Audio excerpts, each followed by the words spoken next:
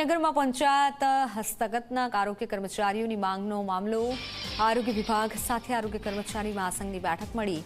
Grade પેનો સુધારો કરવા સંદર્ભે કરવામાં આવી બેઠકમાં ચર્ચા.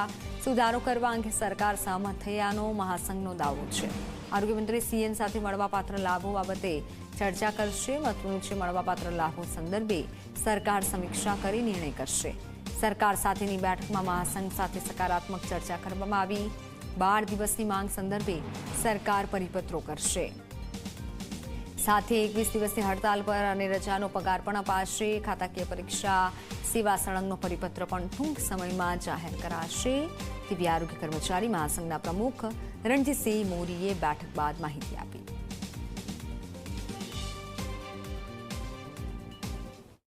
અમારા મુખ્ય મુદ્દા જે ખાતાકીય પરીક્ષા અને ટેકનિકલ કેડરનો જે અહેવાલ થયો એની અમલવારી અને તે અંગેનો ગ્રેડ પે એમપીડબલ્યુ એફએડબલ્યુનો 2800 ગ્રેડ પે કરવો, હાલ 1900 મળે. સુપરવાઇઝરનો 2400 ગ્રેડ પે મળે છે, જે 4200 કરવો.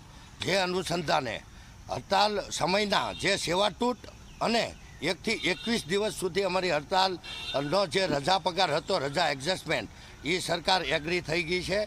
અને જે સેવા તૂટ હતી એ પણ સરકારે અમને કામગીરીની વધારે ભારણ પણ આપ્યું છે. અમે તમામ કામગીરી સ્વીકારી છે. નિષ્ઠાપૂર્વક આવનાર દિવસોમાં અમારી ટીમ આરોગ્યની સુપર રીતે કામ કરશે. અમારી સેવા અને અમારી ફરજ બજાવશું. તો જે ખાતાકીય પરીક્ષા છે, જેમાં અમે સરકાર સાથે એગ્રીમેન્ટ કરી અને લખાણ આપેલું, એ જ પ્રમાણે ખાતાકીય પરીક્ષામાં અમે એગ્રી થઈ ગયા, સરકાર પણ એગ્રી થઈ ગઈ છે.